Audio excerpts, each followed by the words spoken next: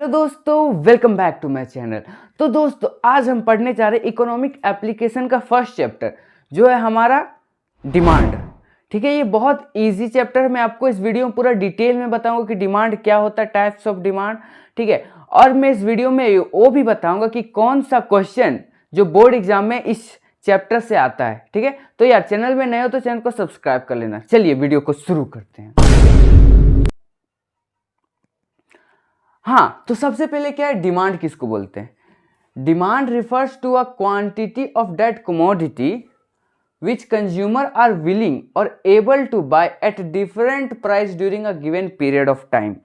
Basically demand मतलब होता है कि कंज्यूमर को क्या चाहिए, ठीक है, विलिंग, एंड उसके पास उतना प्राइस भी होना चाहिए ताकि जो डिमांड कर सके वो खरीद सके। जैसे मैं आपको एग्जांपल बताता हूँ, जैसे किसी को चाहिए कार। अब उसकी पहला तो वो विलिंग है, ठीक है, कि उसको चाहिए कार, बट उसके पास उतना पैसा नहीं है। ठीक है, तो ये डिमांड में नहीं आता है।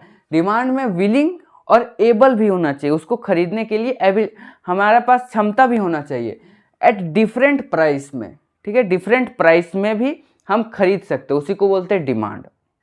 ठीक है, समझ में आ गया डिमांड। अब डिमांड जो है बहुत टाइप के होते हैं, उसमें फर्स्ट हमारा हो गया इंडिविजुअल डिमांड। अब इंडिविजुअल डिमांड किसको बोलते हैं? अब individual demand refers to a quantity of that commodity which, यहाँ कंज्यूमर की जगह क्या हो जाएगा, इंडिविजुअल कंज्यूमर।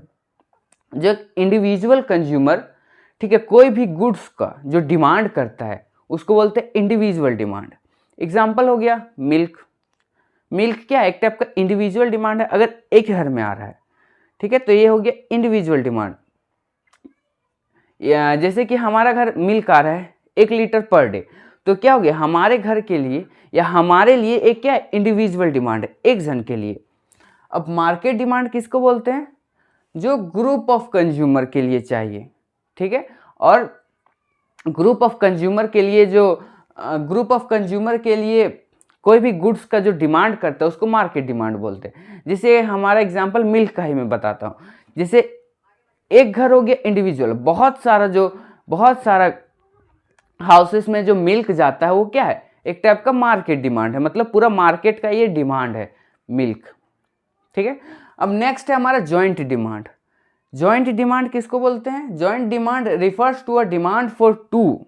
इसमें क्या है, मेन जो है टू और मोर गुड्स, मीन्स दो या उससे अधिक जो गुड्स है उसको एक साथ हम लोग डिमांड करते हैं या फिर एक साथ उसको यूज करते हैं, उसको बोलते हैं जॉइंट डिमांड। जैसे एग्जांपल हो गया कार पेट्रोल, मीन्स अगर आप कार खरीद रहे हो तो पेट्रोल का भी डिमांड होगा, क्योंकि बिना पेट्रोल का कार चलेगा ही नहीं। तो ये क्या हो गया, ये दोनों को एक ही साथ यूज कर रहे हैं। ठीक है, जॉइंट। एग्जाम्पल हो गया ब्रेड। ब्रेड अगर खा रहे हो तो फिर बटर का भी हमारा डिमांड बढ़ेगा। ठीक है, तो ये हो गया हमारा जॉइंट डिमांड। अब डेराइव डिमांड किसको बोलते हैं? The demand of that commodity arises because of demand for other commodity. Means एक गुड्स खरीद रहे हैं, एक कमोडिटी खरीद रहे हैं, उसके कारण दूसरे कमोडिटी का डिमांड बढ़ रहा है, उसको बोलते हैं हम उसको बोलते हैं डेराइव डिमांड। अब एग्जांपल हो गया डेराइव डिमांड का, जिससे आप घर बना रहे हो। ठीक है, घर आपको कंस्ट्रक्ट करना है, तो उसके लिए आप डिमांड क्या कर रहे हो, घर का, बट घर के लिए आपको क्या क्या चाहिए, सैंड का डिमांड बढ़ेगा, सीमेंट का डिमांड बढ़ेगा, ब्रिक्स का डिमांड बढ़ेगा, फिर आपका आयरन रॉड जो हो गया उसका डिमांड बढ़ेगा। तो आप तो डिमांड किए हाउस का, घर का, बट डिमांड किसका बढ़ रहा है, ये जो हाउस के लिए दूसरे कमोडिटी का भी डिमांड बढ़ रहा है, तो उसको बोलते हैं डेराइव डिमांड। ठीक है, एक कमोडिटी के लिए दूसरा कमोडिटी का डिमांड बढ़ना। अब दूसरा composite demand, demand of good which have multiple use, means एक गुड्स का, ठीक है, डिमांड करे बट वो गुड्स का बहुत सारा यूजेज है, उसको बोलते हैं हम जॉइंट, उसको बोलते हैं कंपोजिट डिमांड। जैसे एग्जांपल हो गया स्टील। ठीक है, एग्जांपल हो गया स्टील।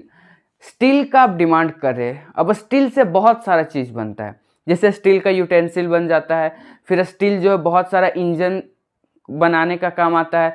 ठीक है, फिर स्टील जो है कार का आउटर ले, बहुत सारा चीज में स्टील का यूज होता है। ठीक है, तो एक जो स्टील है, स्टील के कारण क्या हो रहा है, हमारा इसका बहुत सारा यूसेज है, ठीक है, स्टील का। तो ये हो जाएगा हमारा कंपोजिट डिमांड, ठीक है। तो ये समझ में आ गया आपको कि demand and types of demand क्या होते हैं। तो हमारा नेक्स्ट टॉपिक है factor affecting individual demand. Individual demand को कौन कौन सा फैक्टर अफेक्ट करता है। फैक्टर की जगह डिटर्मिनेंट भी हो सकता है, ठीक है।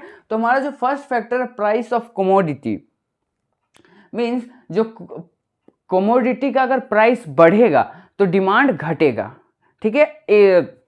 मैं आपको एग्जांपल देता हूँ कि जैसे कोई कभी भी क्या होता है, पोटैटो का दाम क्या हो गया, बढ़ गया। जब उसका प्राइस बढ़ जाता है तो क्या होता है, डिमांड जो घट जाता है, ठीक है। आप बहुत लोगों ने देखा होगा कि कभी कभी अनियन का जो हो गया या फिर टमाटो का हो गया, जो हमारा प्राइस है वो क्या होता है, बढ़ जाता है। जब प्राइस बढ़ता है तो हमारा डिमांड जो ऑटोमेटिकली घट जाता है। तो इसमें क्या हो जाएगा, जब प्राइस बढ़ेगा, ठीक है, इसको डिनोट करते हैं इसे। तो जब प्राइस बढ़ेगा तो इसमें क्या हो जाएगा, डिमांड है वो घट जाएगा, ठीक है। तो इसमें इन्वर्सली होता है, मीन्स अगर कोई भी कमोडिटी का प्राइस अगर 100 से 200 हो गया या फिर 150 हो गया तो हमारा डिमांड जो है वो घट जाएगा, ठीक है। क्लियर है। अब सेकेंड पॉइंट है, तो हमारा जो सेकेंड पॉइंट है वो इनकम ऑफ कंज्यूमर, ठीक है।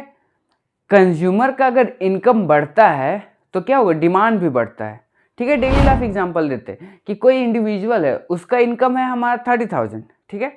अब 30,000 से उसका इनकम 50,000 हो गया। तो पहले जो डिमांड था और अब का डिमांड में बहुत अंतर आएगा। पहले जो है कम डिमांड करते थे, ठीक है, पर अगर इनकम बढ़ गया तो क्या हो गया, डिमांड भी बढ़ गया।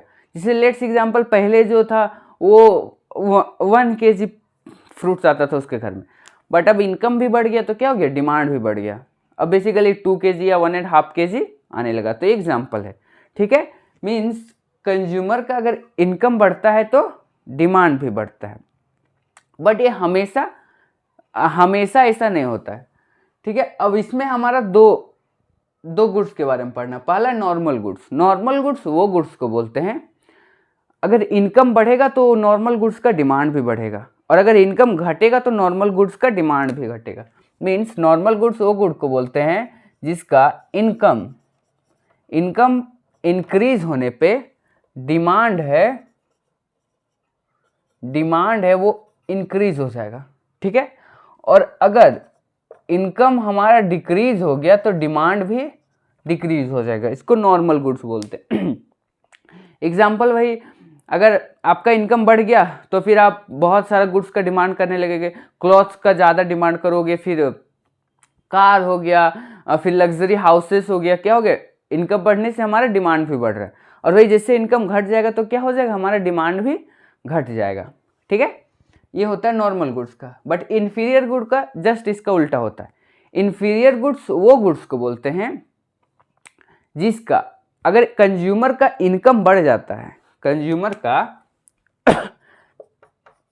इनकम कंज्यूमर का अगर बढ़ जाता है तो इसमें जो डिमांड है वो घट जाएगा, ठीक है।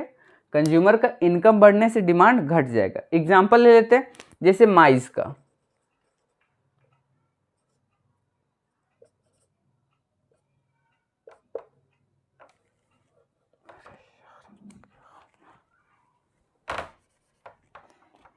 एग्जाम्पल लेते हैं जैसे माइज, ठीक है, और यहां लेते हैं राइस, ठीक है। अब इनकम जो कंज्यूमर का था वो बहुत कम था, ठीक है, तो वो इन्फीरियर गुड्स जैसे माइज हो गया उसको कंज्यूम कर रहा था।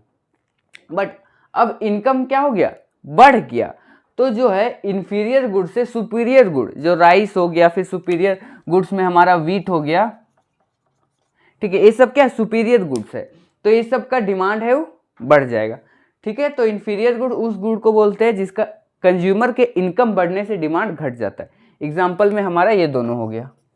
माइस का क्या हो जाएगा, अगर इनकम बढ़ेगा तो डिमांड इसका घट जाएगा, ठीक है। अब नेक्स्ट पॉइंट पे है हमारा फैक्टर जो अफेक्ट करता है इंडिविजुअल का, थर्ड है कंज्यूमर टेस्ट एंड प्रेफरेंस। अब कंज्यूमर का टेस्ट एंड प्रेफरेंस पे भी डिपेंड करता है, ठीक है, कि अगर कंज्यूमर का टेस्ट एंड प्रेफरेंस में अगर चेंज आया तो उस कमोडिटी का प्राइस बढ़े या घटे उस पर कोई डिपेंड नहीं करता है। जैसे कि कंज्यूमर का, जैसे हमारा कोई भी कंज्यूमर गुड्स ले रहा था, अब उसका टेस्ट है वो चेंज हो गया, पहले जैसा टेस्ट नहीं रहा, तो उसका प्राइस बढ़े और घटे उस पर कोई फायदा या फिर कोई अफेक्ट नहीं करेगा कंज्यूमर को, वो दूसरा प्रोडक्ट पे शिफ्ट कर जाएगा। ठीक है, तो कंज्यूमर का टेस्ट एंड प्रेफरेंस बहुत इंपॉर्टेंट है। अब कोई कंज्यूमर है, अब उसका क्या प्रेफरेंस, कोई भी अच्छा गुड्स है, ठीक है, अब वो कंज्यूमर का प्रेफरेंस क्या है, दूसरा गुड है। अब ये जो है इससे ज़्यादा उसका प्राइस है, जो पहले लेते थे उससे ज़्यादा प्राइस है, फिर भी वो खरीदेगा। ठीक है, तो इसमें प्राइस इफेक्ट नहीं कर रहा है, इसमें हमारा टेस्ट एंड प्रेफरेंस इफेक्ट कर रहा है कि अगर टेस्ट चेंज होने से क्या होता है, कंज्यूमर दूसरा गुड्स पे शिफ्ट कर सकते हैं। ठीक है, तो ये था हमारा थर्ड। अब फोर्थ पॉइंट है प्राइस ऑफ रिलेटेड गुड्स। अगर प्राइस के कारण बेसिकली क्या है, हमेशा जो है वो प्राइस के कारण कोई भी गुड्स का, ठीक है, डिमांड बढ़ता और घटता नहीं है, अदर फैक्टर भी होते हैं। ठीक है, सिर्फ प्राइस डिपेंड नहीं करता है। अब इसमें हमारा दो है, एक सब्स्टिट्यूट गुड्स। अब सब्स्टिट्यूट गुड्स वो गुड्स को बोलते हैं जो ये कोई भी, अगर हम जैसे एग्जाम्पल से समझाते हैं, जैसे हमारा टी हो गया, यहाँ कॉफ़ी हो गया। ठीक है, अब ये क्या है, एक दूसरे के लिए सब्स्टिट्यूट है। मीन्स अगर किसी को मन करेगा तो टी लेगा, अगर उसका मन चेंज हो गया तो कॉफ़ी में शिफ्ट कर लेगा। तो ये क्या सब्स्टिट्यूट गुड्स है।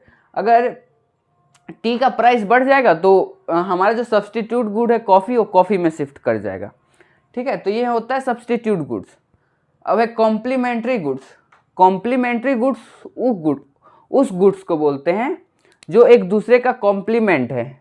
इसका भी मैं आपको एग्जांपल से समझाता हूँ, जैसे कार हो गया और पेट्रोल हो गया। ठीक है, कार और पेट्रोल क्या एक दूसरे का कॉम्प्लीमेंट है। मीन्स अगर आप खरीदोगे तो आपको उसमें पेट्रोल डलाना ही होगा, तभी कार चलेगा। तो ये क्या एक दूसरे को कॉम्प्लीमेंट करता है। ठीक है, इसमें प्राइस इफेक्ट नहीं कर रहा है। अगर कार आपके पास है तो अगर पेट्रोल का प्राइस बढ़ा और घटा उस पर कोई डिपेंड नहीं करता है। कार आपके पास है तो आपको पेट्रोल डलाना ही होगा, चाहे कितनों भी प्राइस हो जाए। ठीक है, तो ये जो था वो इफेक्ट करता है इंडिविजुअल डिमांड का। ठीक है, पॉइंट नोट करना चाहते हो तो नोट कर सकते हो। तो हमारा जो नेक्स्ट टॉपिक है, factor affecting market demand. Means market demand को कौन कौन सा फैक्टर अफेक्ट करता है।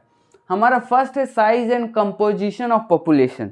मीन्स अगर पॉपुलेशन बढ़ेगा, ठीक है, नंबर ऑफ पीपल क्या होगा, बढ़ेगा।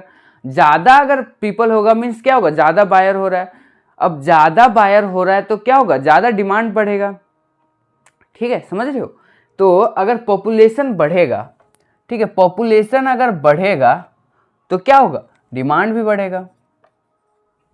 बढ़ेगा कि नहीं, क्योंकि एग्जांपल लेते हैं कि एक विलेज है, उसमें 100 पीपल रह रहे। ठीक है, अब उसका पॉपुलेशन बढ़ गया, वो 100 से 200 हो गया।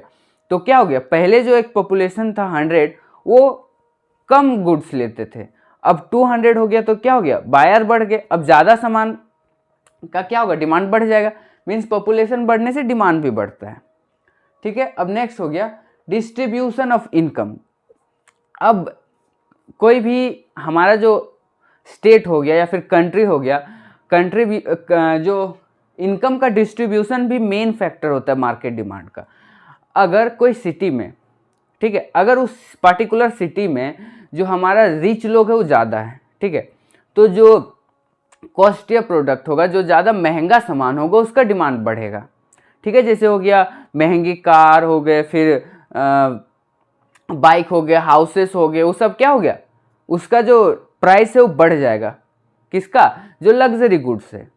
और वही अगर डिस्ट्रीब्यूशन इक्वल है तो जो हमारा लग्जरी गुड्स है उसका डिमांड क्या होगा, घट जाएगा। और जो नॉर्मल गुड्स है, जो डेली लाइफ में सब यूज़ करते हैं, उसका डिमांड बढ़ेगा। ठीक है, तो डिस्ट्रीब्यूशन भी अफेक्ट करता है। थर्ड है क्लाइमेट फैक्टर। अब हर एक क्लाइमेट पे अलग अलग गुड्स का डिमांड होता है। अगर गर्मी है तो किसका डिमांड बढ़ेगा, ऑफ कोर्स फ्रीज हो गया, फिर हमारा एसी हो गया, फैन हो गया, ये सब का डिमांड बढ़ेगा। और अगर ठंडा है तो फिर हमारा वुलन क्लॉथ्स हो गया, फिर हीटर हो गया, ये सब का क्या होगा, डिमांड बढ़ेगा। तो हमारा क्लाइमेट फैक्टर भी अफेक्ट करता है कि कौन सा सीजन है और किस ये सीजन में पार्टिकुलर ये जो प्रोडक्ट है उसका डिमांड बढ़ेगा। ठीक है। और हमारा नेक्स्ट है गवर्नमेंट पॉलिसी। ये भी बहुत इंपॉर्टेंट है कि गवर्नमेंट का पॉलिसी कैसा है। अगर कोई भी प्रोडक्ट पे गवर्नमेंट ज़्यादा जीएसटी लगा दे, ठीक है, या फिर एक्साइज ड्यूटी ज़्यादा लगा दे, तो क्या होगा, प्रोडक्ट जीएसटी अगर ज़्यादा लगा दे, ठीक है, जीएसटी अगर बढ़ा दे तो प्रोडक्ट का जो प्राइस है वो प्राइस बढ़ जाएगा। अब प्राइस बढ़ने से क्या होगा, डिमांड है वो घट जाएगा। ठीक है, प्राइस बढ़ने से डिमांड घट जाएगा। यहाँ पॉपुलेशन था, ठीक है, यहाँ ये पॉपुलेशन था, प्राइस बढ़ने से क्या होगा, डिमांड घट जाएगा।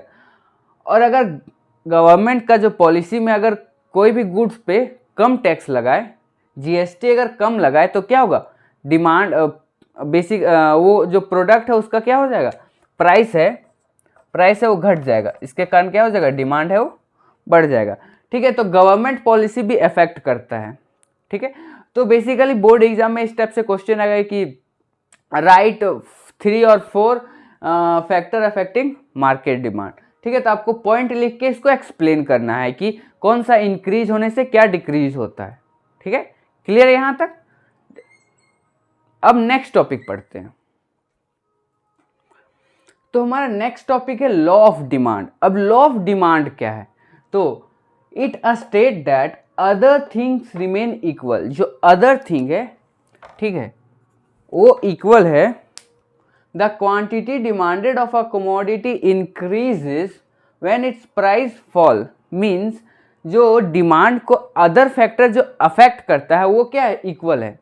ठीक है, वो चेंज नहीं हुआ है। जो क्वांटिटी, जो कमोडिटी का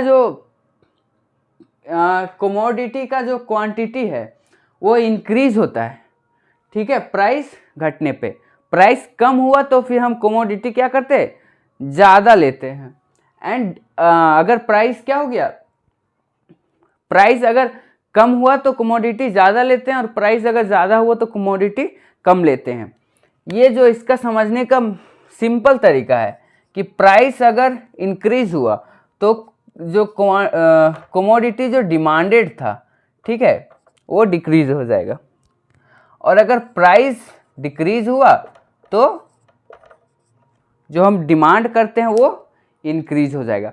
ठीक है, तो लॉ ऑफ डिमांड यही कहता है कि अदर जो फैक्टर है वो सेम होना चाहिए। अदर फैक्टर को हम यहाँ कंसीडर नहीं कर रहे हैं, हम मान रहे हैं कि जो डिमांड को जो अदर फैक्टर अफेक्ट करता है वो इक्वल है।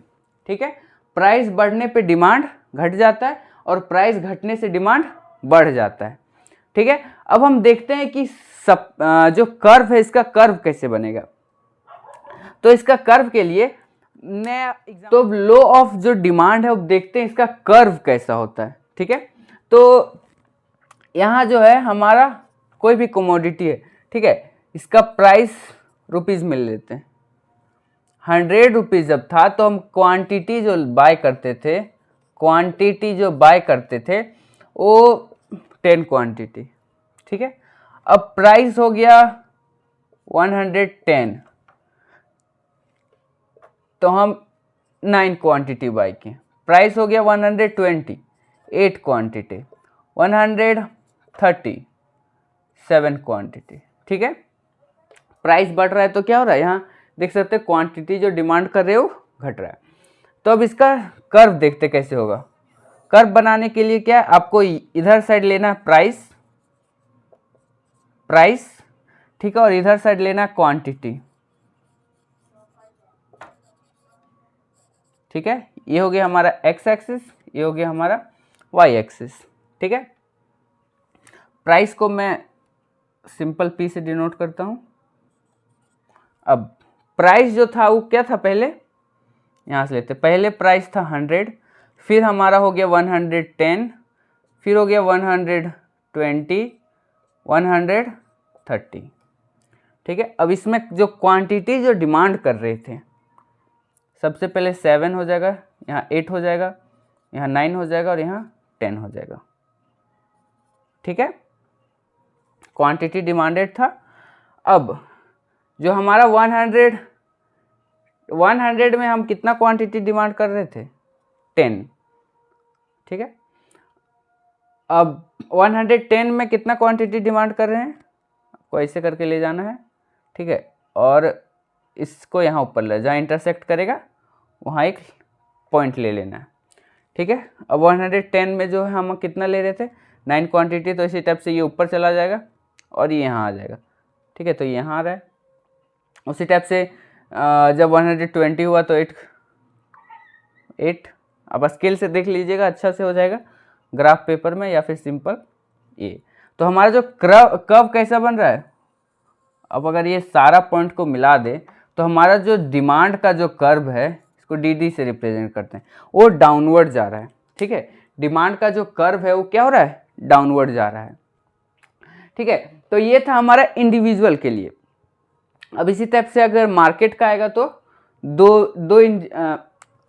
ये था इंडिविजुअल का, मैं आपको मार्केट वाला बता देता हूँ। एक इंडिविजुअल का इतना है। अब यही जो है कमोडिटी, वो दूसरा इंडिविजुअल खरीद रहा है 100 में। ठीक है, 100 में जो क्वांटिटी डिमांड कर रहा है, क्वांटिटी जो डिमांड कर रहा है वो ये कर रहा है 20।